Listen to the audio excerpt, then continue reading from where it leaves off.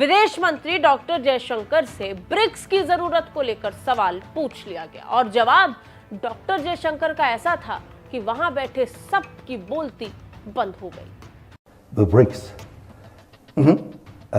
Why this club? Well, to be honest, why the club?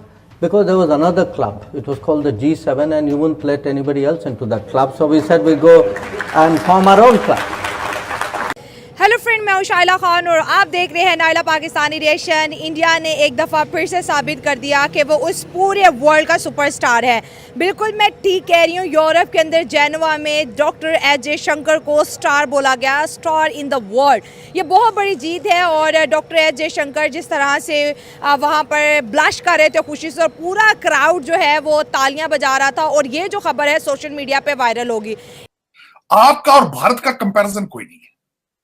उसकी वजह यह है कि वो इकोनॉमिकली स्ट्रांग है, उनके फॉरेन रिजर्व बहुत स्ट्रांग है। वो जहां जाते हैं असला खरीदने जाते हैं, आप जहां जाते हैं आप भीख मांगने जाते हैं। आप खुदा रहा उनसे कंपैरिजन आपका नहीं हो सकता। यार कोई अपना कोई मोतदिल तबीयत लेकर आओ। कभी कहते हो हमारे यहाँ इन्वेस्टमेंट कौन करेगा, चाइनीज आ गए इसीलिए क्योंकि हमारे पास कोई इन्वेस्टमेंट नहीं कर रहा था। कभी कहते हो हम दुनिया का अजीम तरीन हो, हमारे बगैर चाइना तबाह हो जाएगा, हमारे बगैर। ये ड्रामे नहीं किया करो। कभी कहीं अपनी एक पोजीशन रखो, मोतदिल रहो। इंडिया के फॉरेन मिनिस्टर को बहुत ज़्यादा अप्रिशिएट किया गया, ख़ास तौर पे उनकी फॉरेन पॉलिसी को लेकर। जबकि पाकिस्तान के फॉरेन मिनिस्टर भी मौजूद थे, उन्हें खातर खा अप्रिशिएशन नहीं मिली, बल्कि मैं अगर कहूँ कि मिली नहीं तो ये भी ठीक होगा। क्या वजह समझते हैं उनकी फॉरेन पॉलिसी में और हमारी फॉरेन पॉलिसी में कोई फ़र्क है? उनके फॉरेन मिनिस्टर में और हमारे फॉरेन मिनिस्टर में कोई फ़र्क है? क्या आप समझते हैं? नमस्कार दोस्तों, चैनल पर आपका हार्दिक अभिनंदन है। दोस्तों, हमारे देश के जो विदेश मंत्री हैं डॉक्टर एस जयशंकर, अभी वो यूरोप गए हुए हैं इस टाइम पर। तो वहाँ पर कुछ उनके फंक्शंस अटेंड करने हैं, कुछ सेमिनार्स अटेंड करने हैं या कुछ कन्वोकेशंस आप कह सकते हैं अटेंड करने हैं। तो दोस्तों वहाँ पर किसी ने G7 को लेकर सवाल पूछ लिया, ब्रिक्स को सवाल लेकर पूछ लिया। तो जयशंकर ने साफ जवाब दिया कि अगर G7 हो सकता है तो ब्रिक्स क्यों नहीं? एशियन कंट्रीज़ या मिल करके अपना एक ग्रुप क्यों नहीं बना सकती? अगर G7 एक बड़ा ग्रुप हो सकता है जहां पर दुनिया को लेकर चिंता हो सकती है, दुनिया को लेकर दुनिया के आर्थिक मुद्दों पर बहस हो सकती है, विचार विमर्श किया जा सकता है, तो ब्रिक्स क्यों नहीं? ब्रिक्स भी एक लार्जर पॉपुलेशन को एड्रेस करता है। इस दुनिया में जितनी बड़ी लार्जर पॉपुलेशन की कंट्रीज़ हैं वो सब उसमें हैं, तो वो क्यों नहीं हो सकता? तो इसको देख करके दोस्तों पाकिस्तानी मीडिया इस पर रिएक्शन दे रहा है। तो आइए देखते हैं कि पाकिस्तानी मीडिया का इस पर क्या कहना है। ब्रिक्स सम्मेलन का आयोजन क्यों होता है या फिर ब्रिक्स की जरूरत ही क्यों है? इस तरीके के सवाल पश्चिमी देशों की तरफ से खूब पूछे जाते हैं और इस बार भारत ने ब्रिक्स सम्मेलन की जरूरत को लेकर ऐसा जवाब दिया कि पश्चिमी देश दोबारा ये सवाल उठाने की जरूरत महसूस नहीं करेंगे। The BRICS. Why this club? And do you consider that the BRICS will expand? Well, to be honest, why the club? Because there was another club. It was called the G7 and you wouldn't let anybody else into that club. So we said we go and form our own club. You know. India को इतने बड़े platform के ऊपर, इतने बड़े forum के ऊपर praise मिल रही है यूरोप से।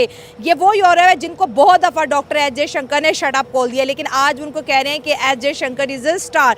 और दूसरी जानब अगर पाकिस्तान के फॉरेन मिनिस्टर की बात इसहाक डार साहब की करें तो वो कहीं नज़र ही नहीं आते। और ऐसे किसी भी फोरम के ऊपर जो है ना, हमें वो उस तरह से प्रेज नहीं मिलता, उस तरह से अप्रिसिएशन नहीं मिलती।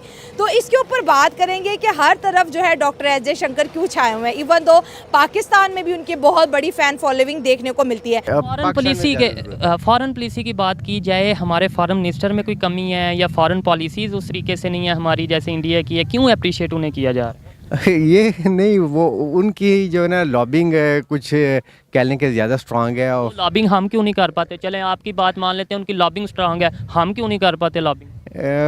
ठीक है, नहीं वो बज़ाहिर तो यही लग रहा है कि थोड़ा सा हम लैग कर रहे होंगे, मगर हम ये चीज़ क्यों नहीं मानते कि यार वो बेहतर परफॉर्म कर रहे हैं तो शायद इसलिए उन्हें अप्रिशिएट। हम लॉबिंग कह देते हैं, हम ये कह देते हैं कि ये साजिश है।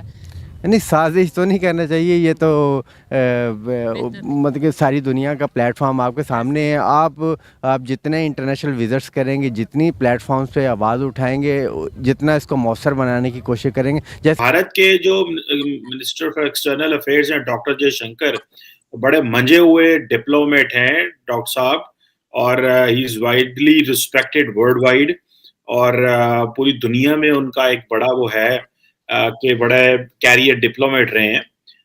इतनी दुनिया में सफर किया, इतनी डिप्लोमेसी की, अभी भारत के टॉप डिप्लोमेट हैं, वो जाके वेस्टर्न मीडिया को कहा कि जी तुम बायस हो, तुम कवरेज अच्छी नहीं करते इंडिया को, इंडिया की कवरेज क्यों अच्छी नहीं देते तुम लोग। तो ये क्या है ऐसा डॉक्टर जयशंकर को जो आप समझते हैं, और भारत का ऐसा क्या मसला है कि भारत समझता है कि उसको कवरेज अच्छी की नहीं मिल रही वेस्टर्न मीडिया में। इंडिया क्यों कंसर्न है, मसला क्या है इंडिया को, क्या वाकई ऐसा है जो डॉक्टर जयशंकर ने कहा? देखिए चीमा साहब, शो पे बुलाने के लिए धन्यवाद। एज यूजुअल आपने गूगली तो दाग दी है, तो आप जरा विकेट बचाते हुए इसको बाउंड्री के पार निकालना है, मसला ये है। देखिए चीमा साहब, है क्या, 3-4 चीजें यहाँ पे। पहली चीज ये है कि अगर आप 15 अगस्त का मोदी जी का स्टेटमेंट जो उन्होंने भाषण दिया था, स्पीच दिया था, उसको देखे। उन्होंने बोला था गुलामी की हर जंजीर को मिटाना, हर चिन्हे को, हर पन्ने को मिटाना है। मतलब there has to be no imperial hangover, or there has to be no imperialistic ideas or thought process which has to be in the daily living and all that.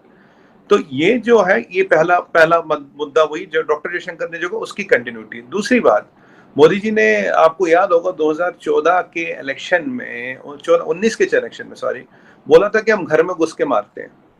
अब ये घर में घुस के आप बोलोगे यार इसका इससे क्या मतलब।